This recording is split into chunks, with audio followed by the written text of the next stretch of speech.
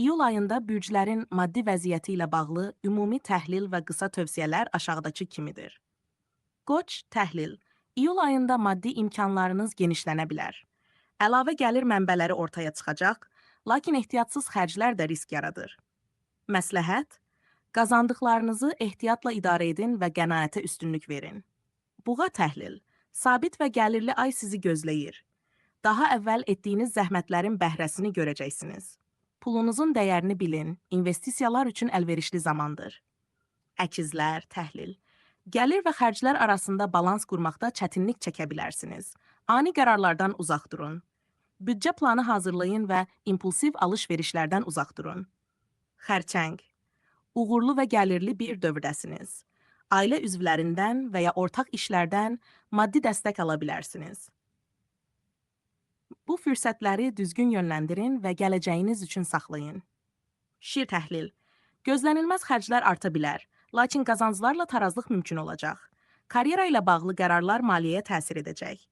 Məsləhət, pul xərcləyən prioritetləri nəzərə alın. Qız təhlil. Planlı və ağıllı qərarlar maddi baxımdan sizi gücləndirəcək. Kiçik gəlirlər belə artmağa başlayacaq. Dəqiq büdcə və analitik düşüncə ilə gəlirinizi artırın. Tərəzi təhlil. Maliyyə sabitliyi üçün səy göstərməlisiniz. Gəlirlə yanaşı borc məsələləri də gündəmdə ola bilər. Borcları azaltmağa fokuslanın və uzun müddətli planlar qurun. Əqrəb təhlil. Maliyyə baxımından uğurlu bir dövrdəsiniz. Əldə etdiyiniz gəlir sizi məmnun edəcək. Məsləhət, gəlirlərinizdən düzgün istifadə edərək ehtiyat fond yarada bilərsiniz. Oxxatan, təhlil. Qazanc imkanları artsa da ehtiyatlılıq vacibdir.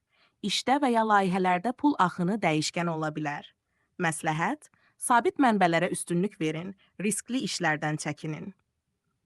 Maddi cəhətdən uğurlu və sabit bir dövrdür. İş həyatında yüksəliş maliyyəyə də müsbət təsir göstərəcək. Qazancınızı uzun müddətli planlar üçün istifadə edin. Dolça.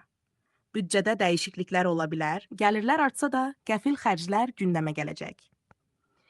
Prioritet olmayan xərcləri təxirə salın. Balıqlar, təhlil.